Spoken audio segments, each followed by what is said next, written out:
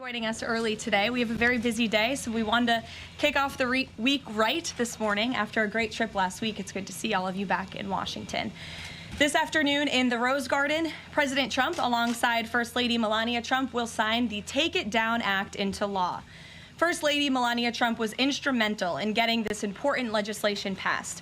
The Take It Down Act will protect victims of digital exploitation, hold internet platforms accountable by requiring them to remove such imagery from their platforms, and provide justice for victims by allowing prosecutors to go after those who publish non-consensual explicit images online. The First Lady met with members in the House and the Senate, survivors and their families, and advocates throughout the process to get this bill across the finish line. We are grateful for the First Lady's hard work and dedication to this issue. And moving forward, she will continue to champion the well-being of our nation's children through her Be Best agenda. I know the President looks forward to signing that bill into law later this afternoon, and we will see you all there. In other news, the One Big Beautiful Bill passed the House Budget Committee last night, bringing it one step closer to final passage. The One Big Beautiful Bill is perfectly named because it represents a once-in-a-generation opportunity to deliver on the Make America Great Again agenda responsible for President Trump's landslide victory on November 5th. The America First policies in this bill are the reason why Republicans currently have the majority in Congress right now. Passing this bill is what voters sent Republicans to Washington to accomplish. And that's why it's essential that every Republican in the House and the Senate unites behind President Trump and passes this popular and essential legislative package. This bill will be the single most pro-small business, pro-family, and pro-American worker legislation ever. This bill will give Americans the largest tax cuts in our nation's history. When Republicans pass the bill, Americans will be keeping more of their hard-earned money and taking home much bigger paychecks. The One Big Beautiful Bill will deliver some of President Trump's central campaign promises. No tax on tips for our hardworking waiters, waitresses, and service workers. No tax on overtime for our law enforcement officers, our firefighters, and all those Americans who are putting in extra hours to make ends meet. And a large tax deduction on interest payments for Americans who purchase American-made cars. Despite desperate Democrat lies, the biggest beneficiary of this tax cut will be working-class Americans and their families. Americans earning between $30,000 and $80,000 per year will pay about 15% less in taxes after this legislation is passed. And according to a brand new paper from the White House Council of Economic Advisors, the average family with 2 children's take-home pay will be up to $13,000 higher because of the increase in wages and reductions in tax obligations. The CEA study also said that the average overtime worker receives a tax cut of roughly $2,000. Again, this is great news for our nurses, our police officers, and all those who work overtime to make ends meet across our country. Put simply, President Trump's One Big Beautiful Bill will be a boon for working-class America. This One Big Beautiful Bill is also pro-family. It will increase the child tax credit to $2,500 per child, establish optional savings account for newborn babies with a $1,000 credit added, and strengthen paid family leave. This bill also delivers historic tax relief to America's seniors by allowing middle and low-income Social Security recipients to deduct an additional $4,000 in payments from their taxable income. If Democrats get their way and the Trump tax cuts are not extended, Americans will face the largest tax hike in history to the tune of $4 trillion. Republicans must not side with Democrats in helping them raise taxes. The One Big Beautiful Bill also provides critical protections of Medicaid, which will strengthen and preserve the program for decades to come through common sense efforts to eliminate waste, fraud, and abuse. Medicaid will no longer be used to pay for barbaric gender mutilation procedures on minor children. And the 1.4 million illegal aliens who are currently improperly receiving Medicaid benefits will be kicked off the program to preserve it for hardworking American citizens who need it. President Trump and Republicans are protecting Medicaid benefits for pregnant women, children, disabled individuals, low-income seniors and families, and the most vulnerable Americans in our society. And that's what Democrats are so angry about. Basic Medicaid protections that will stop the funding of transgender insanity and illegal aliens from ripping off American taxpayers. As you all know, over his first 4 months in office, President Trump ended the previous administration's open border crisis and secured our homeland in record time, all using executive authority. Now Congress needs to act. The One Big Beautiful Bill is the most significant investment in our nation's border patrol and law enforcement agents in our nation's history. The bill ensures that President Trump's popular and successful border security measures are made permanent. Republicans have the backs of Border Patrol and ICE agents who were put through hell over the past 4 years and have quickly worked to secure our southern border. And that's why this bill gives them more resources to do their jobs, including a $10,000 much-needed bonus to ICE agents and Border Patrol agents over the next 4 years. To provide those brave agents with desperately needed reinforcements on the ground, the bill allows for the hiring of thousands of new ICE personnel, customs officers, and Border Patrol agents. These significant hirings will empower President Trump to continue delivering on his promise to carry out the largest mass deportation in the history of our country. Again, that is a promise that Republicans made to American voters. It's a promise they were elected on, and it's a promise Republicans on Capitol Hill need to keep: secure our border. To supplement those efforts, the bill's funds will fund the completion of President Trump's signature border wall. As a result, 701 miles of primary wall, 900 miles of river barriers, 629 miles of secondary barriers, and 141 miles of vehicle and pedestrian barriers will be constructed when this bill passes, along with cutting-edge technology to secure our homeland from dangerous illegal alien invaders. This bill also advances our national security and defense interests by ensuring the United States military has the necessary resources to remain the strongest and most lethal fighting force in the world.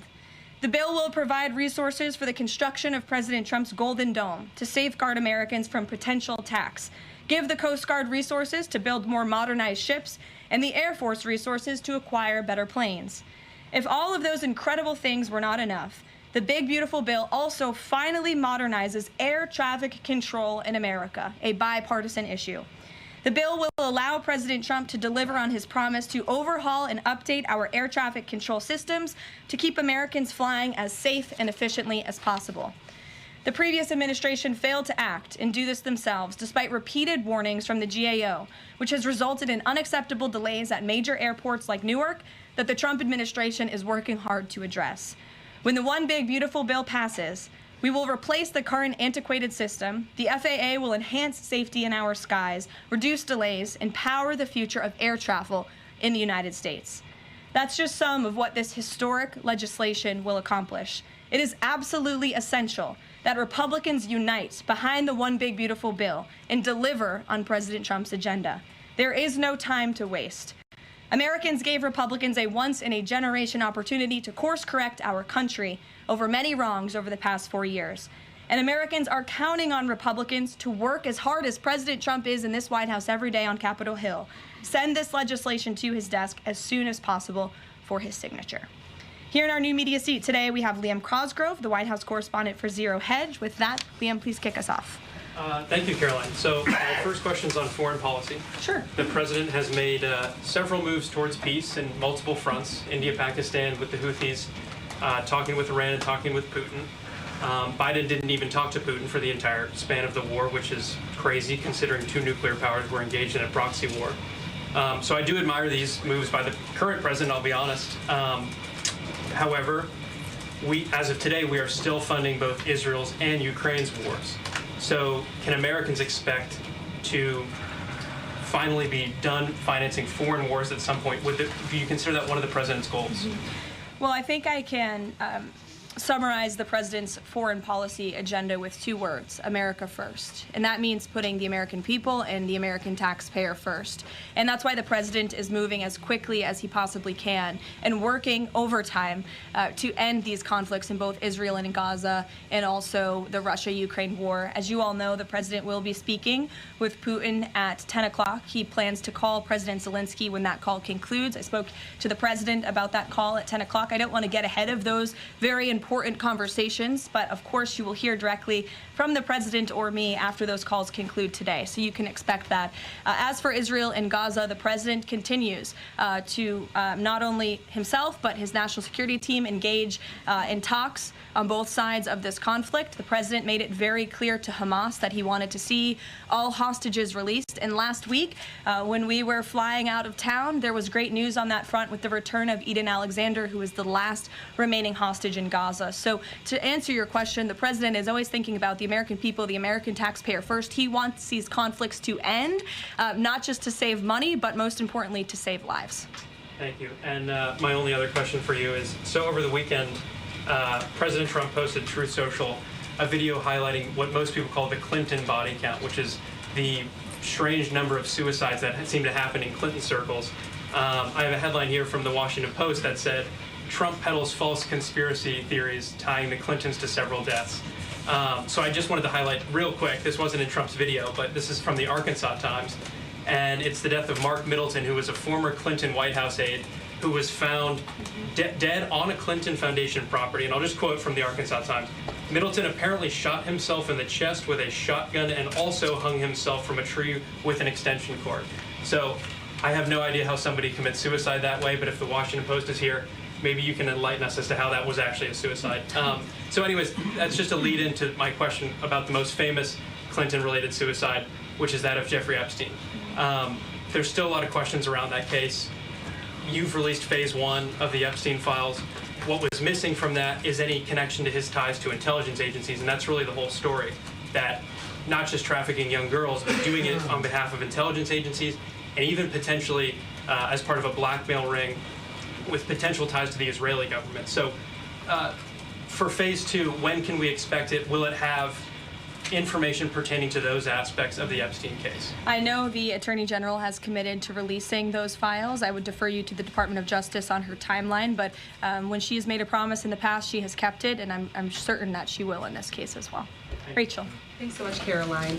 The president set a 2-week deadline for Ukraine and Russia to negotiate a deal. That time is now up. Does the president intend to set a new deadline on this call with President Putin? And how much longer is he willing to give these talks? Yeah, I don't want to get ahead of the specifics of the conversation the president will be having with President Putin in less than an hour this morning. But he has made clear throughout the entirety of this conflict, since he inherited it from Joe Biden. Don't forget, this is a war that began because of the previous administration's incompetence and weakness, and President Trump is working very hard to fix it. He has made it clear to both sides that he wants to see a peaceful resolution and a ceasefire as soon as possible. But as for specifics on a timeline, I won't get ahead of the president. And just on the goals for this call in particular, is the goal to get Putin to agree to a ceasefire? Is the goal to lead to some sort of in-person negotiations with Putin and the president? Well, I think, again, we'll see how the call goes, and the president has made it clear his goal is to see a ceasefire and to see this conflict come to an end. And he's grown weary and frustrated with both sides of the conflict. The president and his team have put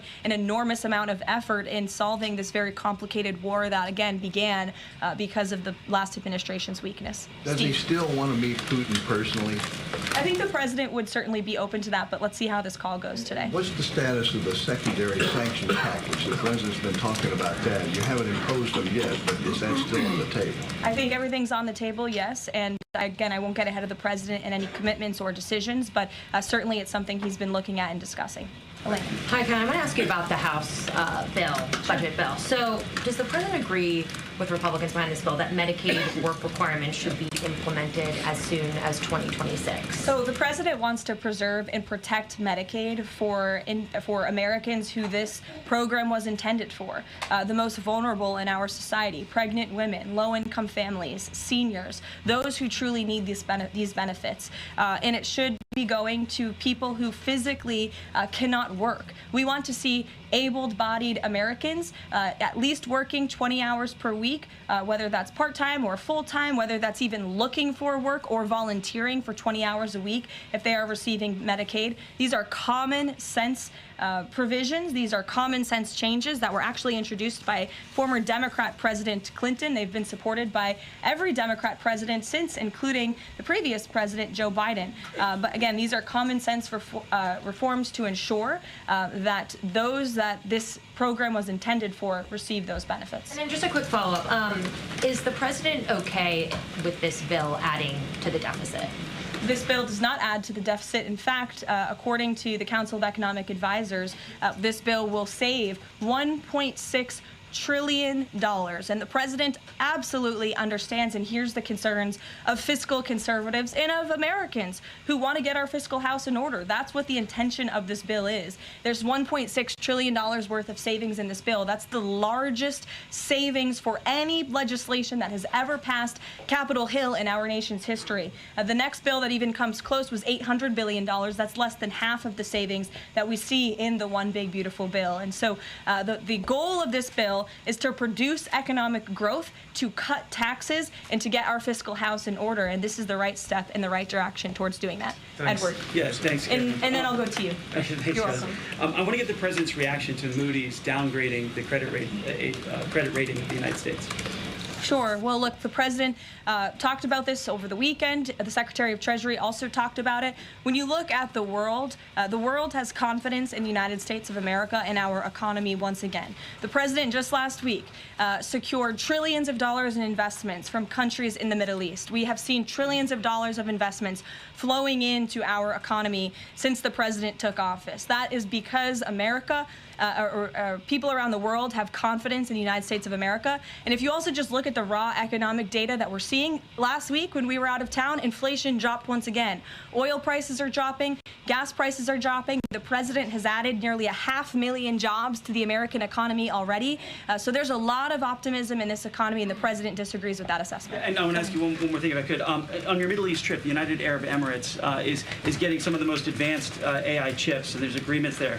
The UAE is the newest member of BRICS. Is there a concern from the president that those chips and the technology will pass through to China, India, Russia, and Iran?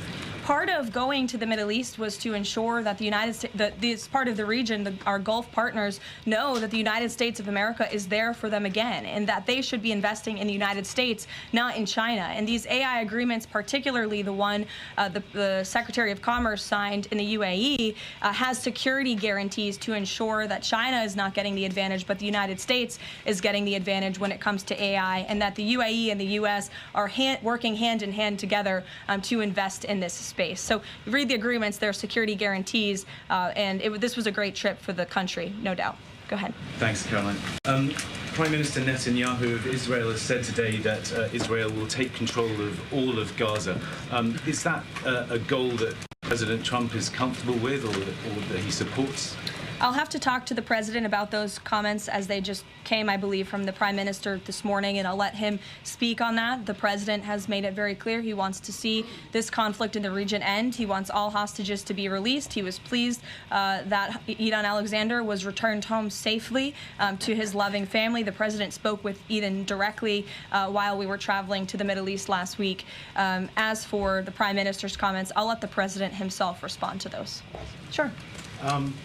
Two questions. One, how involved does the president intend to be directly in talking to House members about the bill over the next couple of weeks or the next week? Sure. Well, over the weekend, the president was in direct conversation and communication with the Speaker of the House. He's been very involved. He always is. He's willing to pick up the phone when he is asked to. So he'll continue to be very engaged in this process with both House members and his friends on the Senate side as well. And on former President Biden's cancer diagnosis, the president put out a very nice message on Truth Social. Has he talked to President Biden directly? Does he intend to call? What does he intend to say directly? Not to my knowledge. I don't believe they have spoken, but I'm sure the president would be open to doing that. I spoke to him last night about the former president's cancer diagnosis, and the statement that he put out was the initial reaction he had with me on the phone as well. Peter. Follow up on former President Biden. White House doctors may have missed the early stages of his prostate cancer. So is President Trump worried about the quality of care that presidents get here?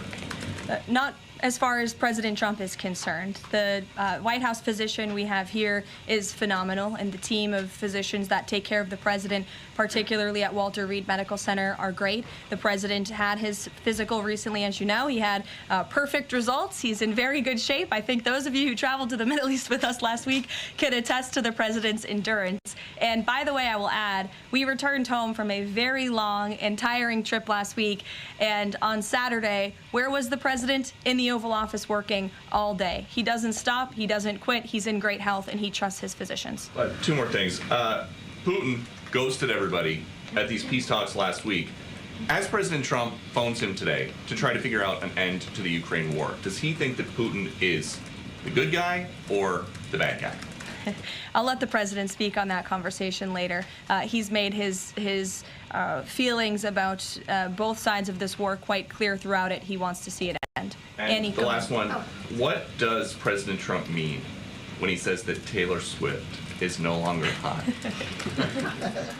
Look, he is speaking about Taylor Swift's political views and how perhaps it has impacted the support of the American public for her work, and I will leave it at that. Annie, go ahead. Thanks so much, Caroline. I'm just going back one more time to the White House Medical Office, because there seems to be some question about this with regard to President Biden's screening. Can you say whether or not President Trump is screened for prostate cancer as part of his physical? To the best of my understanding, he is, but we can certainly check in with the White House physician and go back and look at that physical report. And then just one other question. Recently, Stephen Miller at the White House made some comments about considering suspending habeas corpus. And I'm curious if there's any update on how the White House is exploring that option to enact the president's agenda. I don't have any update at this time, but I can check in with our Deputy Chief of Staff. Mary Margaret, go ahead. Thanks, Caroline. Given the ongoing revelations about the former president's mental acuity and how staff and media covered that up, especially with the release of this book, 2 days, I think, is there any interest in further scrutiny of Kevin O'Connor, the former president's physician? I'll let the president speak on that. I spoke to the president again about the former president's health diagnosis last night, and he wanted to extend his warmest wishes to the former president and his family. But as for any further action, I'll let the president speak on that first. Michelle. Vice President Vance's meeting with Zelensky. Can you share any more information on that? My understanding was it was a good meeting, a productive meeting, and we're grateful that the vice president did it and that he also went to the Pope's first Mass in Rome. I also have an update on that. The vice president passed along a letter to the Pope from the president and from the First Lady extending their warm wishes and inviting them to the White House as soon as they possibly can come. Michelle. On Iran, Steve Witkoff said yesterday that continued enrichment is a red line for the U.S. The Iranian foreign minister says that's going to continue no matter what. How committed is the U.S. to that red line, and what's the next step for the next round of talks? We are 100% committed to that red line. The President, Special Envoy Witkoff, Secretary Rubio have made that incredibly clear, not just to the American public, but also in those discussions that Special Envoy Witkoff has had directly with the Iranians. And the next round of talks? I don't have an update for you, but we can get one. To the back row. Go ahead. Thank you, Caroline. South Africa's president says he's going to come to the White House to meet with President Trump on Wednesday. What are the president's expectations for that trip? And South Africa's president recently said he believes the folks that have been resettled here recently are cowards running away from problems in South Africa. Does the White House have a response to that? So I did see the South African president put out that statement. I want to confirm on our end with our Secretary of State and National Security Advisor, and we'll get back to you on that. Monica. Thanks, Caroline. You mentioned the President and the First Lady are signing the historic Take It Down Act this afternoon.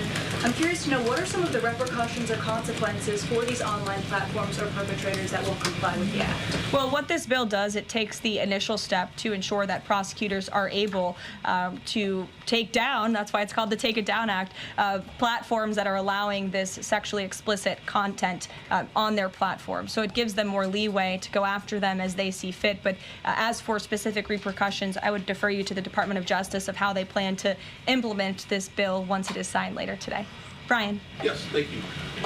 You said in your opening statement you talked about this MAGA baby savings account. Exactly how would that work? Who would be eligible for it? I'm assuming women. would be eligible for that? Yes. So one of the provisions in the One Big Beautiful Bill, as I said, this is a very pro-family piece of legislation. Not only does it increase the child tax credit, but it also includes MAGA baby savings accounts for children that are born before January 1st, 2024, under 8 years old, U.S. citizens, and have at least one parent with a valid Social Security number. And when this tax provision becomes law, the child, if the parents seek to do this, will be set up with a savings account. Essentially, it's a 401k for a newborn baby. And child's relatives, their parents, can contribute up to $5,000 per year of after-tax dollars annually to that account. And then later in the baby's life, at age 25, savings account holders can withdraw up to the full balance of the account. Upon reaching 30, the account holders can access the full balance of the account for any purpose desired. So it's a great initiative for new parents, new mothers who want to set up this savings account for their children. Ouija. Thank you, Caroline. President Trump and his top economic aides have repeatedly said that Americans will not pay the cost of tariffs. In fact, last week, Lutnick said people have to drop the, quote, silly arguments that consumers would pay the cost. But over the weekend, as you know, the president posted that Walmart should eat the tariffs and not charge the value customer anything. I'll be watching, and so will your customers. So does he acknowledge that if companies don't absorb the full cost, Americans will have to pay? Well, first of all, the CEO of Walmart made those comments about the tariffs on an earnings call where CEOs, I believe, are legally obligated to give the most dire warnings and forecasts to their investors and stakeholders. The reality is, as the president has always maintained, Chinese producers will be absorbing the cost of these tariffs. And that is why China was so quick to hustle to the negotiating table with the United States of America. They need our markets, they need our consumers. And I would again point you to the inflation report that came out last week showing that inflation is declining in large part because energy prices are dropping across the board in this country because of the president's robust energy agenda that he has taken since January 20th. So the president is committed to ensuring that prices remain low for American consumers, and he maintains the position that foreign countries will absorb these tariffs. What does he mean by "I'll be watching" to Walmart? He'll be watching, seeing what they're doing. Jennifer. On the gift plane from Qatar, three things. Is there a timeline for the U.S. receiving that plane? Do you know how long it will take to retrofit the plane to presidential standards? And thirdly, has the intelligence community, security folks, have they weighed in on whether that plane can actually be secured to presidential standards? I'm glad you brought up this question because I was watching the American press spew a lot of misinformation about the plane donation last week when we were abroad. Let's be very clear. The government of Qatar, the Qatari family, has offered to donate this plane to the United States Air Force, where that donation will be accepted according to all legal and ethical obligations. It will be retrofitted to the highest of standards by the Department of Defense and the United States Air Force. This plane is not a personal donation or a gift to the President of the United States. And everyone who wrote that last week should go and correct their stories because this is a donation to our country and to the United States Air Force. As for a timeline, because it is the United States Air Force that is accepting the plane, I would defer you to them for specifics because the President, frankly, has nothing to do with it. It's the Air Force's project to take on. Sure. Elizabeth. Thanks so much, Caroline. Did the president call fiscal conservatives who were hesitant to vote for the big, beautiful bill? And if so, what did they say? What did he say? I don't reveal the president's private discussions unless he gives me the liberty to, but he has been engaged in this process. He spoke to the Speaker of the House, and he will continue to make those phone calls if it's necessary for him. Sure.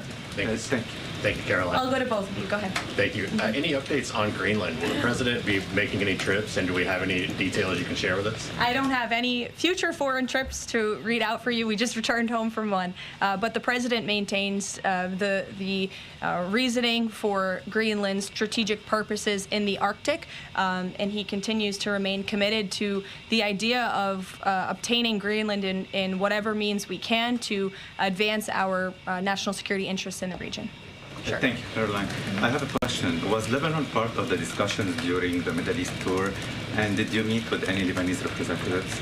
To my knowledge, the president did not meet with any representatives from Lebanon, although he did talk about the election that they recently had there and how he hopes that Lebanon can come to a more peaceful place in their country and that we drive out Hezbollah, Iranian-backed Hezbollah proxies in Lebanon to ensure peace and prosperity in that country and also for the greater Middle Eastern region. And I would just add to that before I wrap up, because the president's call will begin in a few minutes.